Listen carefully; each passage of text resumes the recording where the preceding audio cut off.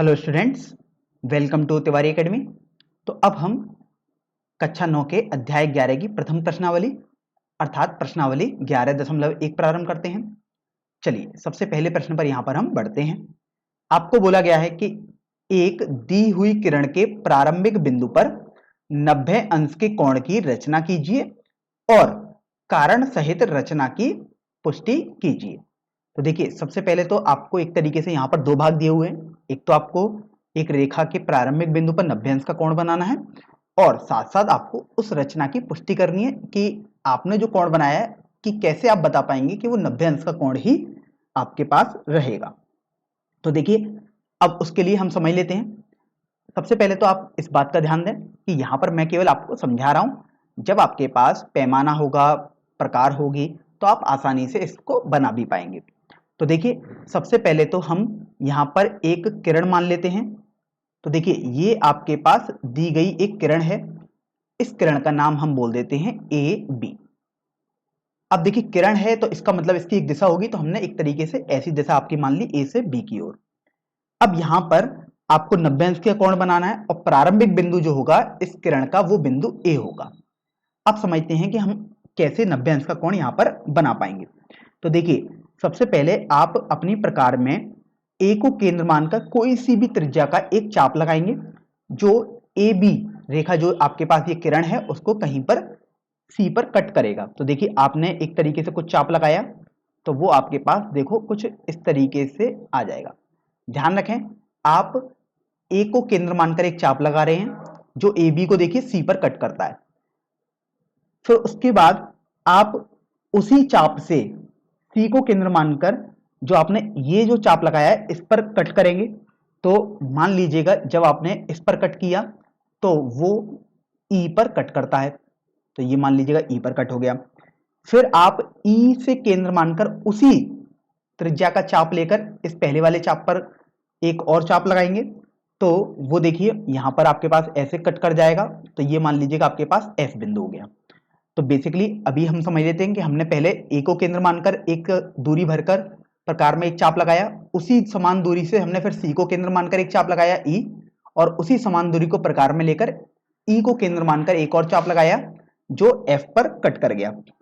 अब आपको ई और एफ को केंद्र मानकर उतनी ही दूरी लेकर एक चाप लगाना है। तो देखिए अगर आप ई से केंद्र मानेंगे तो देखो आपके पास कुछ इस तरीके से चाप लग जाएगा। तो ई से अगर आपने चाप लगाया होगा तो एक तो एफ पर लगा होगा और एक आप ऐसे और बना दीजिएगा।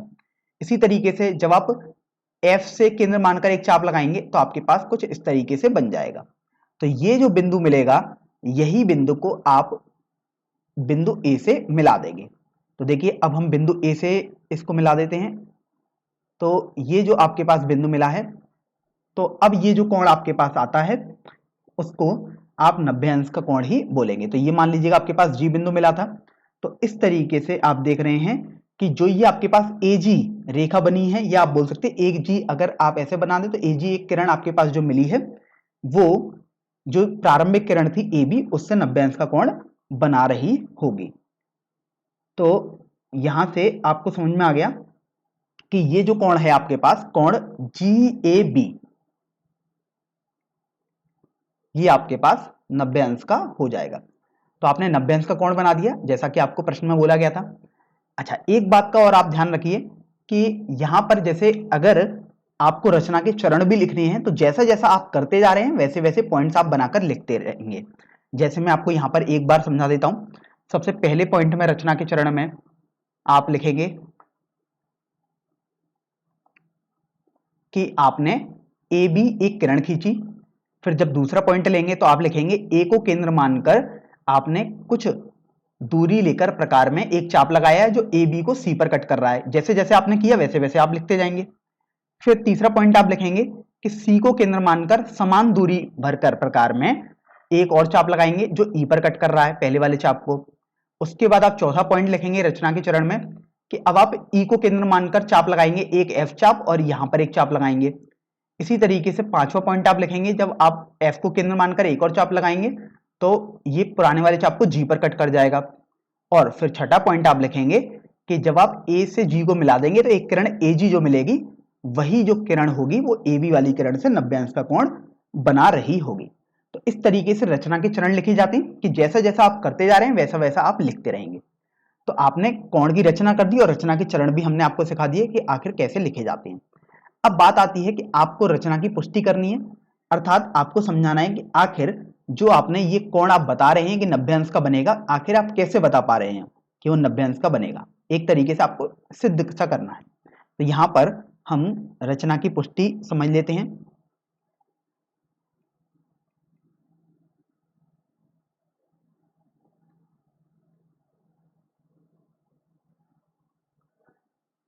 तो देखिए, अब हम पुष्टि करने के लिए सबसे पहले AC AE, आप देख पा रहे हैं ये रेखा AF और FE को जोड़ देते हैं और साथ साथ हम FG तथा GE को भी जोड़ देते हैं।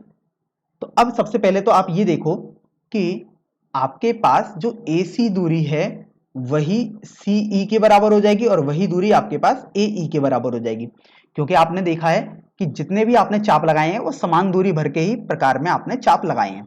तो जो AC होगी वही CE होगी और वही आपके पास AE के बराबर हो जाएगी, क्योंकि देखो एक तरीके से त्रिज्या का काम कर रही है AC और AE। तो अब आपको ये पता लग गया कि त्रिभुज ACE, अगर आप देखो जिस तरीके से आपने C और E को भी यदि मिला दें तो त्रिभुज ACE एक समबाहु त्रिभुज आपके पास हो जाएगा, क्योंकि तीनों भुजाएं आपने अभी बता ही दी कि ये बराबर हैं। तो इसका मतलब ये हुआ कि तीनों भुजाएं बराबर हैं तो तीनों कोण भी बराबर हो जाएंगे। तो देखो आपके पास ये वाला कोण भी 60 अंश हो जाएगा, ये कोण भी 60 अंश हो जाएगा और ये वाला कोण भी आपके पास 60 अंश हो जाएगा। इसी तरीके से आप यहां पर देख सकते हो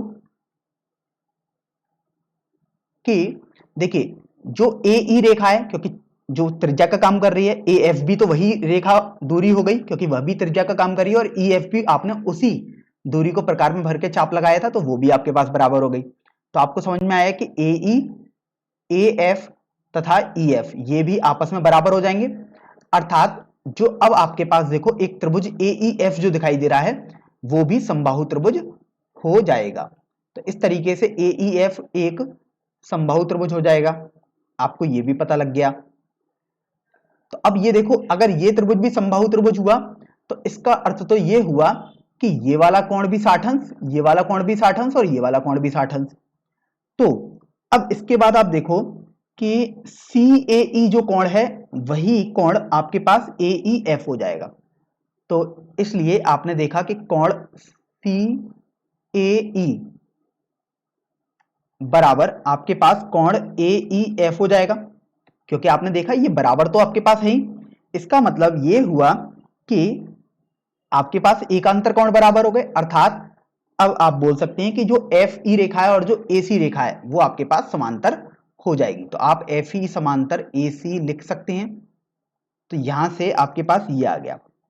फिर आप देखिए कि जो चाप आपने दूरी लेकर लगाया था, E से लगाया था G की तरफ, वही दूरी लेकर आपने F से G की तरफ लेकर लगाया। तो यहां से आपको यह भी समझ में आ गया कि जो FG है वही आपके पास EG हो जाएगा, अर्थात इसका तात्पर्य तो यह हुआ कि जो बिंदु G है वो EF के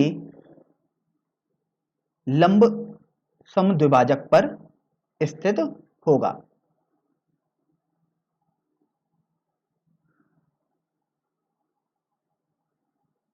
और अगर उसके वो लंब समद्विभाजक पर स्थित होगा तो आप बोल सकते हैं कि यहां से देखो जो आपके पास कोण GAB आया है, या आप अगर इस बिंदु को I बोलते हैं, या कोण GIE, ये सभी बराबर होंगे और 90 अंश के बराबर हो जाएंगे।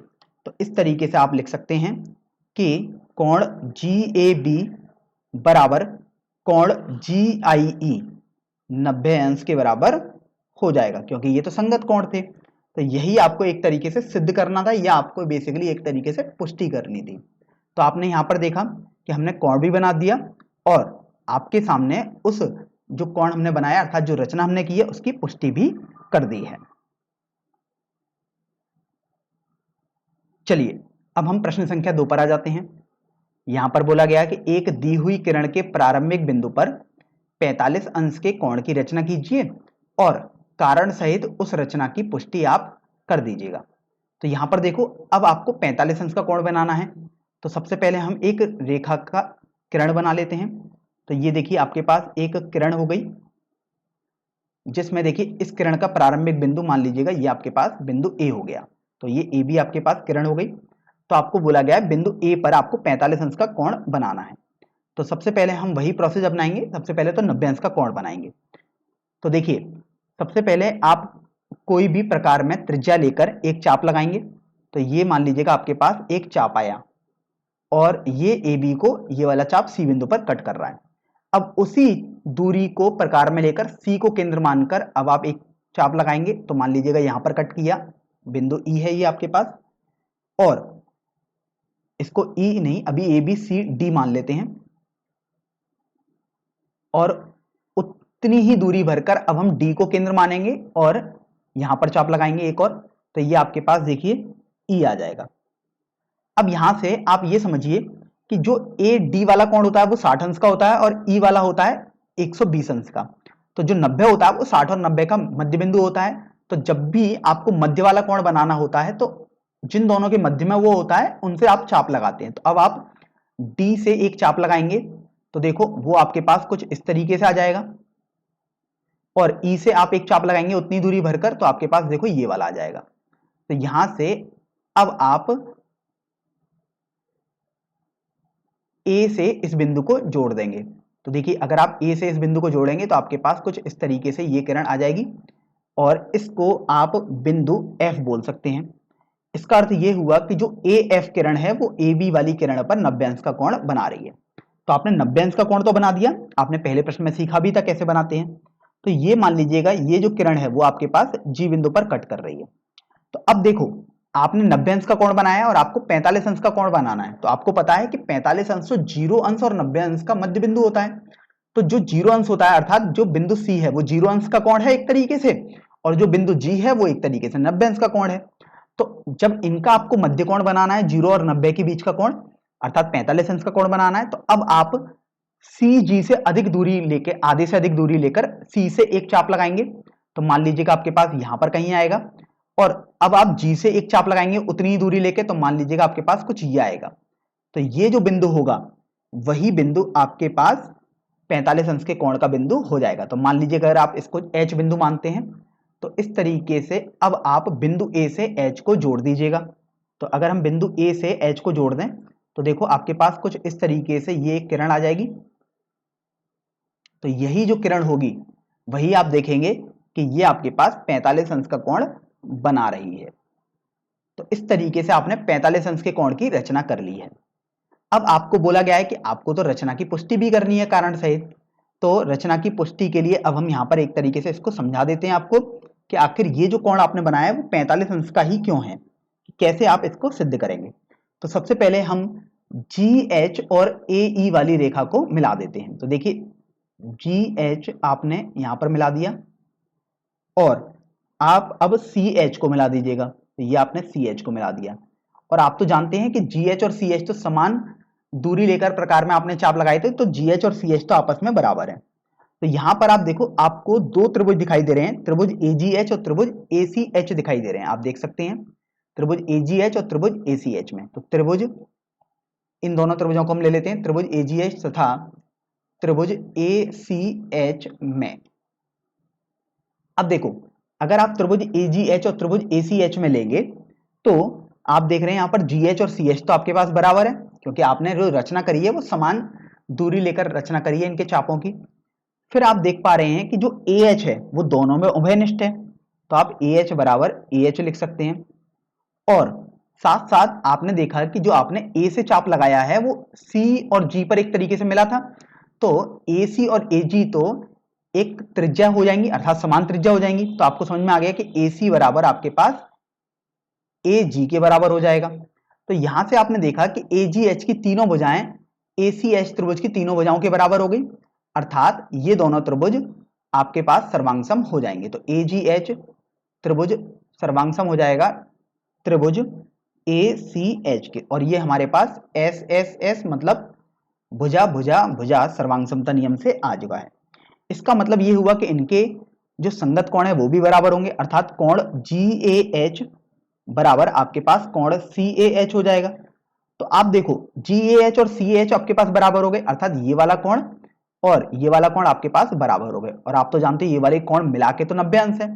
तो आप देखो कि चूंकि कोण GAH प्लस कोण CAH ये तो 90 अंश के बराबर है, क्योंकि ये तो 90 अंश का कोण की रचना होती है जब आप ऐसे बनाते हैं तो। और आपने देखा GH और CH तो बराबर हो गए, तो 2 गुणा कोण GAH आपके पास 90 अंश के बराबर हो जाएगा। तो इस तरीके से कोण GAH आपके पास 45 अंश के बराबर हो जाएगा। अब चूंकि GAH और CH बराबर है तो आप बोल सकते हैं कि कोण जो CAH होगा, या देखो आप इसे बोल सकते हैं CAH बोलें या BAH, ये आपके पास 90 अंश के 45 अंश के बराबर हो जाएगा।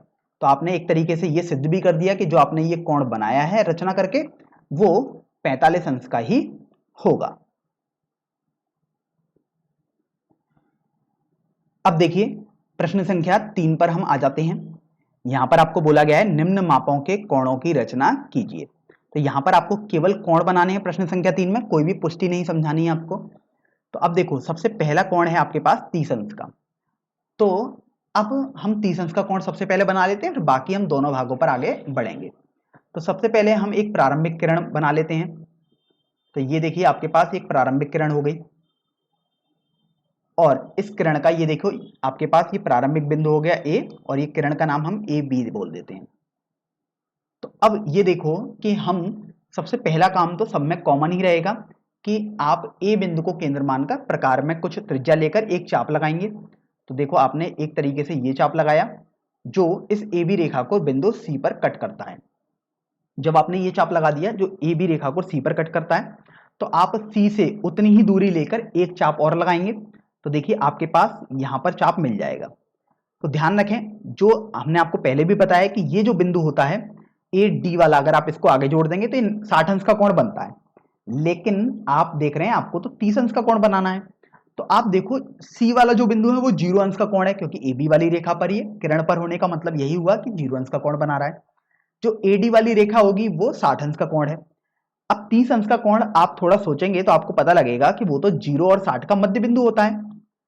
तो यहां से अब आपको समझ में आ गया कि आपको बेसिकली C और D का यूज करना है। तो अब आप C और D का मध्य कोण खींचेंगे, मतलब 30 अंश का कोण बनाएंगे। तो C और D के जो बीच की दूरी है उसके आधे से ज्यादा दूरी लेकर आप C से एक चाप बनाइए। तो देखियो आपके पास कुछ इस तरीके से चाप आएगा, और अब आप D से उतनी ही दूरी लेकर एक चाप और लगाएंगे। तो आपके पास देखो कुछ ये तरीके का चाप आ जाएगा। ये मान लीजिएगा इस चाप का नाम आपने जो प्रतिच्छेदन बिंदु आया आपने इसको E बोल दिया। तो इस तरीके से अगर आप A से E को जोड़ देंगे, तो देखो A से E को जोड़ देंगे हमारे पास तो ये वाली एक किरण आएगी। तो जो ये किरण आपके पास आती है यही कोण आपके पास 30 अंश का बन जाता है। तो इस तरीके से आप 30 अंश का कोण बनाएंगे। तो सबसे मेन बात आपको ये ध्यान रखनी है कि जब भी आपके पास कुछ इस तरीके के कोण आ जाएं, कि जैसे आपको 30 अंश का कोण नहीं पता है लेकिन आपको 0, 60, 120 ये वाले कोण पता होते हैं और एक 90 अंश का आपने सीख लिया है। तो जब भी आपको आधे कोण बनाने हो तो जिन जिन का वो कोण आधा होता है उन्हीं का आप यूज करते हैं वहां पर। चलिए अब हम 22.5 अंश अर्थात 22.5 अंश का कोण बनाएंगे। तो देखिए इसमें भी हम उसी का यूज करेंगे। तो देखो सबसे पहले हम एक किरण बना लेते हैं। तो ये आपके पास देखो एक किरण आ गई। इस किरण का पहला बिंदु अर्थात प्रारंभिक बिंदु हमने A मान लिया और ये किरण आपके पास AB है। तो सबसे पहले 22.5 अंश आपको बनाना है। तो आप उस समय ही सोच लीजिएगा 22.5 आप जानते हैं, अभी तो आप नहीं जानते कि कैसे बनेगा, लेकिन आप जानते हैं कि आप 90 अंश का कोण बना सकते हैं। 90 और 0 अंश का कोण आपको पता होता है, यदि आप इसका आधा करोगे तो आपके पास 45 अंश हो जाएगा, और 45 अंश और फिर 0 अंश का यदि आप आधा करोगे तो आपके पास 22.5 अंश आता है। तो यहां से आपको समझ में आ गया कि अगर आप 45 अंश का कोण बना लें और 0 अंश का कोण बना लें तो उसका मध्य बिंदु आपको निकालना होगा 22.5 अंश के लिए। तो देखिए सबसे पहले हम 90 अंश का कोण बनाने की कोशिश करेंगे। अब चूंकि 90 अंश का कोण भी 60 और 120 से मिलकर बनता है, तो देखिए सबसे पहले आप प्रकार में कुछ दूरी लेकर एक चाप लगाओगे। तो आपने मान लीजिएगा ये एक चाप लगाया जो AB को C बिंदु पर कट कर गया। फिर आप उसी दूरी को प्रकार में लेकर सी को केंद्र मानकर एक चाप लगाएंगे। तो देखो ये आपके पास यहां पर कट कर जाएगा, ये मान लीजिएगा आपके पास डी बिंदु हो गया, और डी को केंद्र मानकर एक और चाप लगाएंगे तो मान लीजिएगा आपके पास ये आ गया बिंदु ई। तो यहां से आपको समझ में आता है कि जो एडी है वो 60 अंश का कोण है और एई जो बनता है वो 120 अंश का कोण है। ये हम आपको पहले ही बता चुके हैं। अब चूंकि 90 अंश 60 और 120 का मध्य बिंदु होता है, तो अब आप डी और ई का यूज करेंगे। तो देखो डी ई के आधे से ज्यादा दूरी लेके आपने एक चाप ये लगाया, और उसी सेम दूरी से आपने ई से को केंद्र मानकर एक चाप लगाया, तो वो आपके पास यहां पर आकर मिल गया। तो आपको समझ में आएगा कि अगर आप इससे इसको ज्वाइन कर दें, अर्थात ये आप किरण बना दें आपके पास, ये मान लीजिएगा आपके पास एफ बिंदु था, तो ये जो कोण है वो आपके पास 90 अंश का कोण बनता है। अब आपने सीखा था 22.5 बनाने के लिए सबसे पहले आपको 45 बनाना होगा, फिर उसका आधा देखना होगा। अब 45 बनाने के लिए आप जानते हैं वो 90 और 0 का मध्य बिंदु होगा, तो 0 मतलब सी वाला पॉइंट। और अब देखो जो आपके पास अगर ये हम G मान लें, तो ये जो G बिंदु है वो 90 अंश का कोण है एक तरीके से। तो यहां से अब आप C और G का यूज करेंगे। तो C G के आधे से ज्यादा दूरी लेकर C को केंद्र मानकर आप एक चाप लगाओ, तो देखो आपके पास कहीं यहां पर आके मिल जाएगा।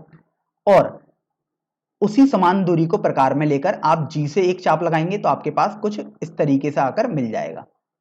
तो ये देखो, अगर मैं इसको थोड़ा ढंग से बना देता हूं, आपके पास कुछ इस तरीके से और इस तरीके से मिलेगा। तो ये मान लीजिएगा आपके पास H बिंदु है, तो यहां से अब आप A से H को जोड़ देंगे। तो अगर आप A से H को जोड़ेंगे तो देखो ये जो आपके पास कोण बनेगा वो 45 अंश का कोण बन जाएगा, अर्थात देखो ये वाला कोण आपके पास 45 अंश हो गया। अब आपने देखा कि ये कोण यहां पर आपको कट कर रहा है, तो हम इसको I बिंदु बोल देते हैं।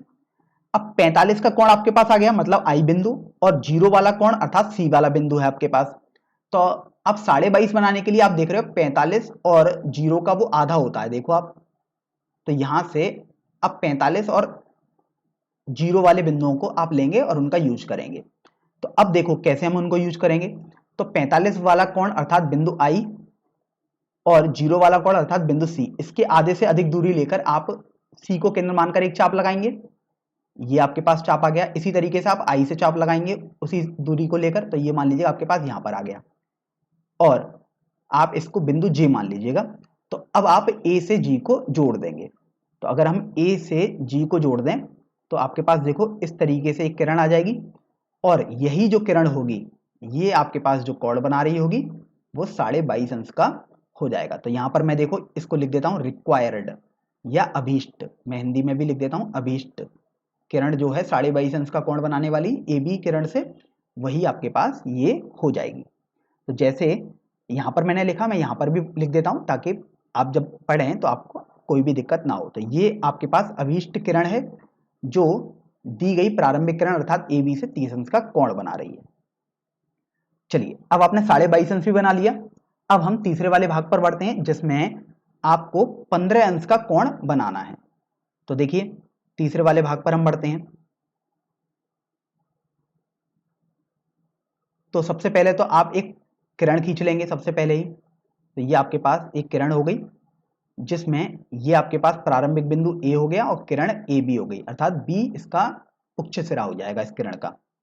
तो अब देखो आप सबसे पहले वही काम करेंगे, सब में दोबारा रिपीट करेंगे कि A को केंद्र मानकर कुछ भी दूरी प्रकार में लेकर आप एक चाप लगाएंगे। तो मान लीजिएगा आपने ये चाप लगाया जो AB वाली किरण को C बिंदु पर कट कर गया। तो अब देखो आप उतनी ही दूरी लेकर C से चाप लगाएंगे, तो ये आपके पास देखो यहां पर मिल जाएगा एक, इसको हम बोल देते हैं D वाला बिंदु।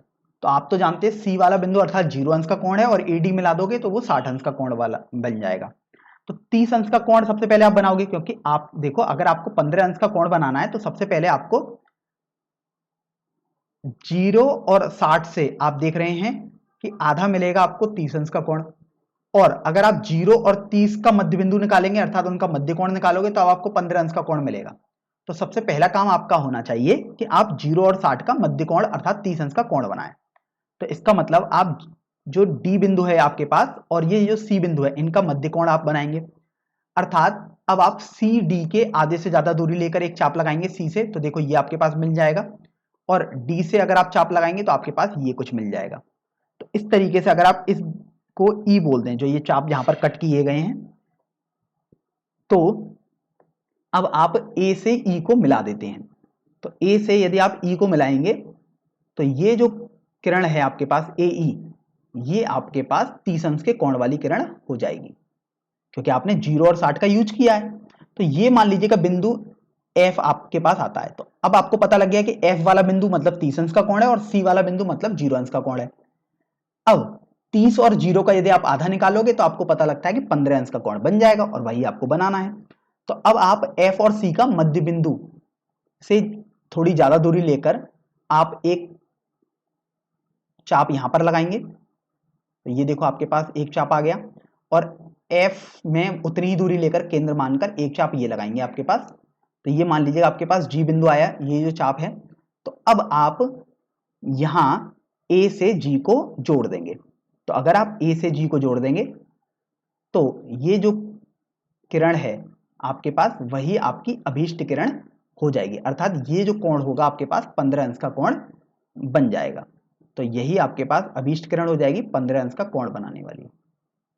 तो आपने यहां पर एक बार और देख लिया कि आपको बनाना था 15 अंश का कोण, तो सबसे पहले आपने 0 और 60 वाले बिंदुओं का यूज किया था, सी और डी बिंदु का यूज किया, तो आपको 30 अंश का कोण बना। तो 30 अंश का कोण देखो ये एफ बिंदु पर प्रतिच्छेद कर रहा था सबसे पहले वाले चाप को। तो अब आप एफ और सी का यूज करके 15 अंश का कोण बनाएंगे। अब देखिए प्रश्न संख्या 4 में आपको बोला गया है कि निम्न कोणों की रचना कीजिए और चांदे द्वारा मापकर इसकी पुष्टि कीजिए। तो देखिए हम चांदे से तो आपको पुष्टि नहीं करा सकते, यहाँ पर मैं केवल आपको कोणों की रचना करना सिखा देता हूं। तो यहाँ पर देखिए सबसे पहले हम पहले वाले कोण अर्थात 75 अंश वाले कोण को बनाएंगे। तो जब आप 75 अंश वाले कोण को बनाएंगे तो सबसे पहले स्वाभाविक बात है कि आपको एक किरण बनानी होगी।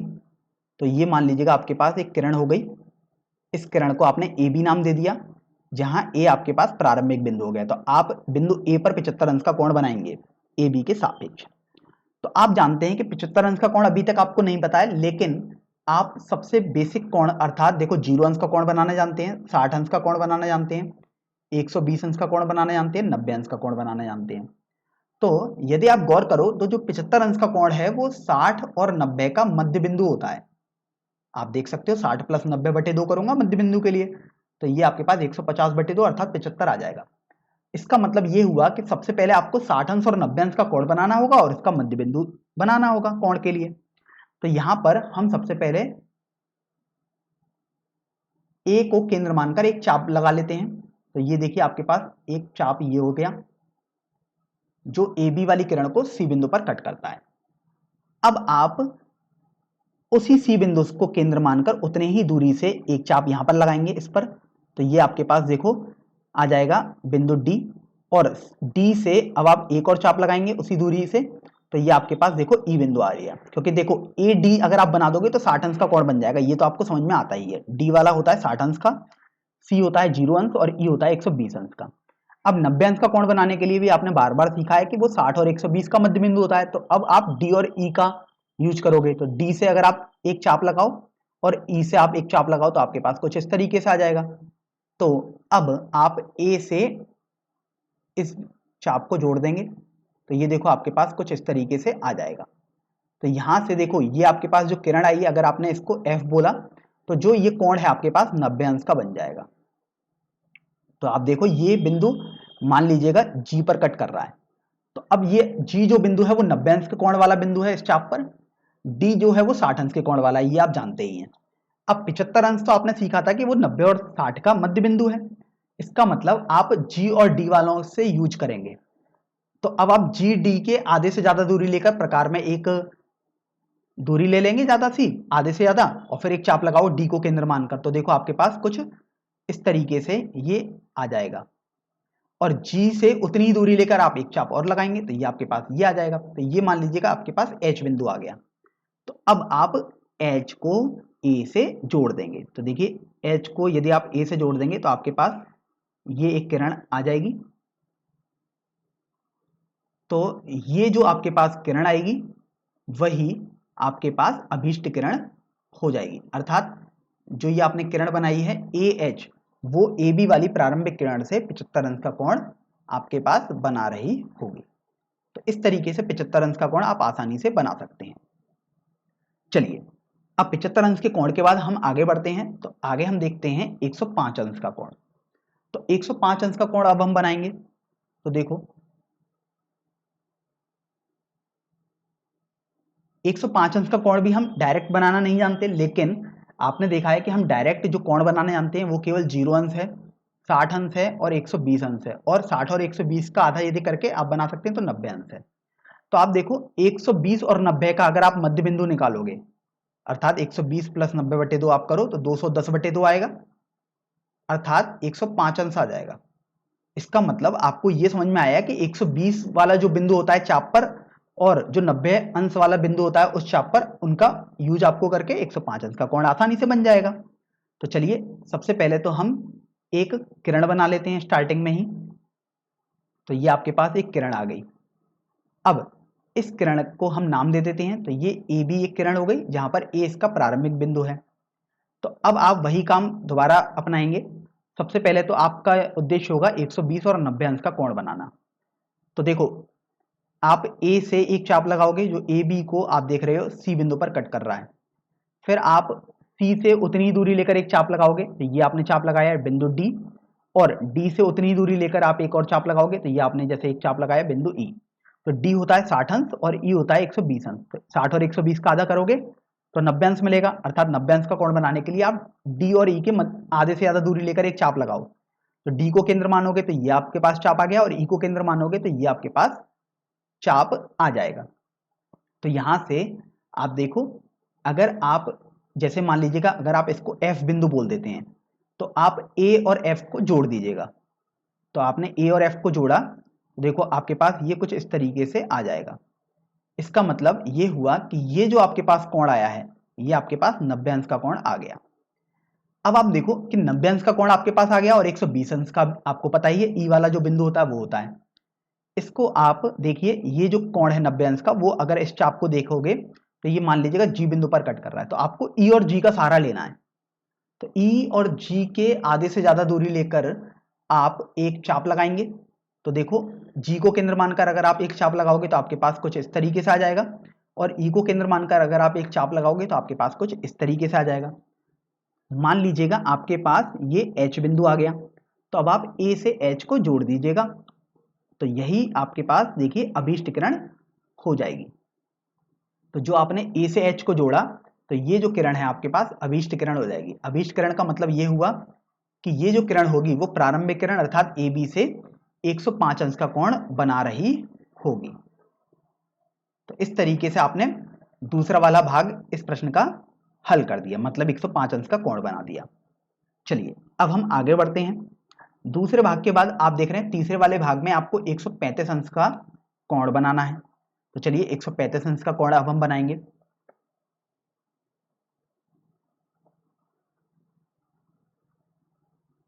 तो सबसे पहले तो आप ये देखिए कि आखिर 135 अंश का कोण कैसे कैसे आप बना सकते हैं। तो आप जानते हैं कि आप केवल 0 अंश का कोण बनाना जानते हैं, 60 अंश का कोण बनाना जानते हैं, 120 अंश का कोण और 180 अंश का कोण। अब बात आती है कि 180 अंश का कोण कैसे बनाएंगे। तो आप जानते हैं कि विपरीत दिशा में एक और किरण खींच देंगे प्रारंभिक दिशा के विपरीत, तो वो 180 अंश का कोण बनाएगी। अब चूंकि 135 अंश का कोण बनाना, और आप एक तरीके से आप समझ सकते हैं 90 अंश का कोण बनाना भी आप सीख गए हैं क्योंकि आपने बहुत बार बना लिया है। तो अब आप गौर करो कि 135 आप कैसे बना सकते हैं। तो यहां से आपको अभी तक नहीं दिख रहा कि 135 आप कैसे बना सकते हैं, क्योंकि किसी का भी मध्य बिंदु आपको अभी तक तो नहीं दिखाई दे रहा है। यहां पर किन्हीं भी दो कोणों का मध्य बिंदु आप देख रहे हैं कि 135 के बीच नहीं आ रहा है। लेकिन अगर आप देखो 120 और 180 वाले कोणों का मध्य बिंदु, क्योंकि आप ये दोनों कोण बनाना जानते हैं, तो वो आपके पास 150 अंश आ जाएगा। इसका मतलब ये हुआ कि 120 और 180 का यूज करके आप 150 अंश का कोण बना सकते हैं।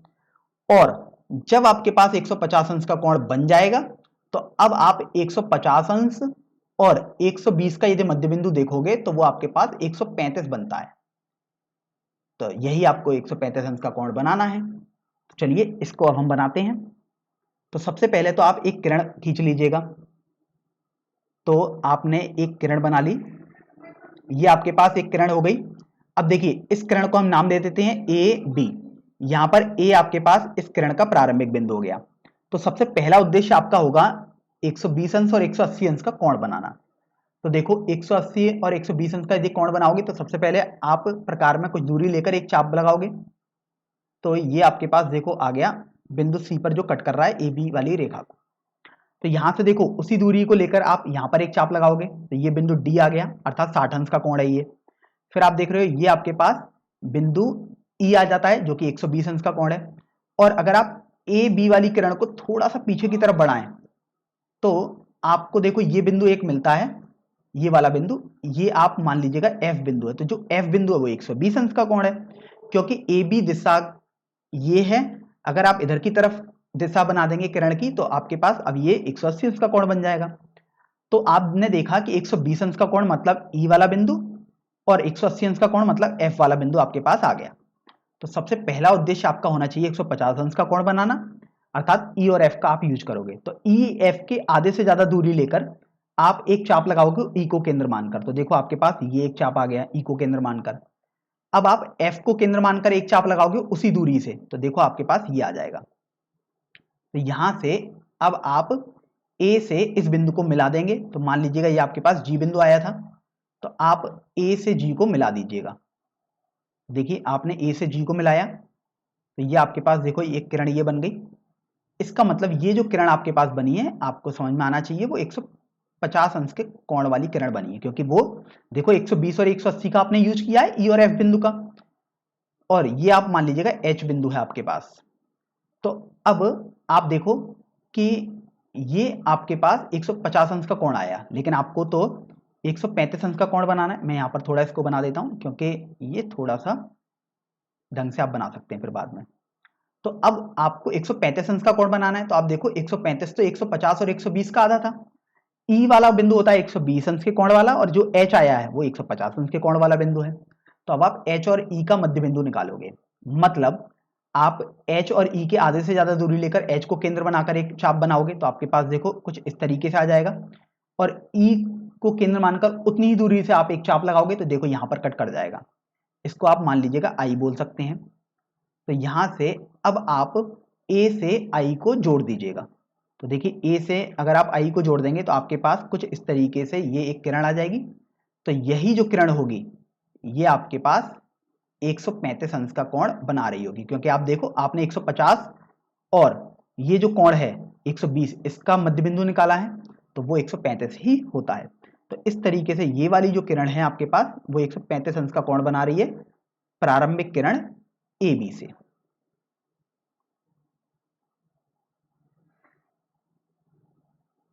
तो अब हम प्रश्नावली 11.1 का सबसे अंतिम प्रश्न अर्थात प्रश्न संख्या 5 हल करते हैं। चलिए इस प्रश्न को पढ़ते हैं। यहां पर आपको बोला गया है कि एक समबाहु त्रिभुज की रचना कीजिए जब इसकी एक भुजा दी हो तथा कारण सहित आपको रचना ये करनी है, मतलब आपको एक तरीके से इसकी पुष्टि भी करनी है। तो सबसे पहले तो हम एक रचना करेंगे अर्थात समबाहु त्रिभुज बनाएंगे। तो सबसे पहले मान लीजिएगा आपके पास जो समबाहु त्रिभुज की भुजा है वो कुछ भी एक दी होगी। जैसे यहां पर तो दी नहीं है खैर, लेकिन मैं जैसे बोल सकता हूं 5 सेंटीमीटर, 10 सेंटीमीटर, 2 सेंटीमीटर, 8 सेंटीमीटर, कुछ भी आपके पास हो सकती है। तो जैसे अभी अगर चूंकि नहीं दी है तो एक तरीके से आपके पास एक भुजा दी हुई है। तो यहां पर आप देखो आपके पास एक भुजा दे दी समबाहु त्रिभुज की, होगी इसकी कुछ भी दूरी आपको नहीं पता है, कोई बात नहीं, हमें नहीं पता है। तो अब देखो इस बात की जरूरत भी नहीं है कि आखिर कितनी दूरी है। तो यहां से अब ये देखिए हम इस सवाल को दो तरीके से हल करेंगे। तो सबसे पहला मेथड से हम आपको बता देते हैं। अब आप समबाहु त्रिभुज की सबसे बड़ी विशेषता ये जानते हैं कि उसकी सभी भुजाएं बराबर होती हैं। इसका मतलब अब आपको एक तीसरा बिंदु चाहिए ताकि एक त्रिभुज आपके पास बन जाए और वो बराबर सभी भुजाएं होनी चाहिए। तो आप प्रकार में ए बी के बराबर सबसे पहले दूरी भर लेंगे। तो जब आपने प्रकार में ए बी के बराबर दूरी भर ली तो ए को केंद्र मानकर आप एक चाप लगाओगे तो आपके पास कुछ इस तरीके से यहां पर आकर मिल जाएगा, और फिर आप उसी दूरी से बी को केंद्र मानकर एक चाप लगाएंगे तो आपके पास ये मिल जाएगा। तो ये को आप सी बिंदु मान लीजिएगा, इस बिंदु को। तो अब आप ए से सी को जोड़ दीजिएगा। तो देखिए ए से अगर हम सी को जोड़ेंगे तो कुछ इस तरीके से आपके पास मिलेगा, और यदि हम बी से सी को जोड़ेंगे तो आपके पास कुछ इस तरीके से ये मिल जाएगा। तो इस तरीके से आप देख रहे हो कि ये जो आपके पास त्रिभुज एबीसी बना है वो एक समबाहु त्रिभुज हो जाएगा। तो यहां से आपने देख लिया कि ये आपके पास समबाहु त्रिभुज हो जाएगा। अब इसकी रचना की पुष्टि करते हैं। तो पुष्टि के लिए आप जानते हैं कि जो ए बी रेखा है और जो ए सी रेखा है वो आपस में बराबर है, क्योंकि आपने ए को केंद्र मानकर ए बी के दूरी भरकर प्रकार में चाप लगाया था सी वाला। इसी तरीके से आप जानते हैं कि जो ए बी वाली रेखा है वो बी सी के बराबर हो जाएगी, क्योंकि आपने बी को केंद्र मानकर वो चाप लगाया था। तो इसको आप समीकरण संख्या 1 मानेंगे और इसको यदि समीकरण संख्या 2 मानेंगे तो आप देखिए समीकरण 1 व 2 से, समीकरण 1 व 2 से आप देख रहे हैं कि आपके पास ए बी ए सी और बी सी ये सब आपस में बराबर हो जाएंगे, क्योंकि ए बी ए सी के बराबर भी है, ए बी बी सी के बराबर भी है, तो ए सी और बी सी भी आपस में बराबर हो जाएंगे। तो इसलिए आप बोल सकते हैं कि त्रिभुज ए बी सी एक समबाहु त्रिभुज आपके पास बन जाएगा। तो ये आपके पास पहला मेथड रहा, आपने समबाहु त्रिभुज बना दिया। अब हम दूसरे मेथड से समझते हैं कि आखिर समबाहु त्रिभुज आप कैसे बना पाएंगे। तो देखो पहले मेथड में हमने कोण का यूज कोई नहीं किया कि आखिर कितना कोण होना चाहिए, हमने सोचा भी नहीं उसके बारे में। भले ही आप जानते होंगे 60 अंश का कोण बनता है, लेकिन हमने केवल भुजाओं का सहारा लिया कि भुजाएं बराबर होनी चाहिए। अब हम दूसरा वाला मेथड देखते हैं। तो इसमें हम कोण का सहारा लेंगे। तो सबसे पहले तो आप एक भुजा बना दीजिएगा। तो ये आपके पास मान लीजिएगा समबाहु त्रिभुज की एक भुजा है ए बी। अब यहां पर आप कोण का सहारा लेंगे तो हम यहां पर ए को केंद्र मानकर एक चाप लगाएंगे कुछ भी दूरी लेकर प्रकार में। तो ये आपने चाप लगाया, मान लीजिएगा आपको सी बिंदु पर कट कर गया। तो आप जानते हैं समबाहु त्रिभुज का प्रत्येक कोण 60 अंश का होता है। तो अब आप 60 अंश का कोण बनाएंगे। तो सी से आप उतनी दूरी से लेकर एक चाप बना देंगे, अर्थात जो आपने ए सी दूरी ली थी उतनी दूरी लेकर एक चाप सी को केंद्र मानकर आप लगाओगे तो आपके पास कुछ इस तरीके से यहां पर आ जाएगा। ये मान लीजिएगा आपके पास डी बिंदु आ गया। तो आप अब ए से डी जो आपके पास है ये बिंदु उसको मिला देंगे। तो ए से डी बिंदु यदि आप इसको मिलाएंगे तो ये आपके पास कुछ इस तरीके से आ जाएगा।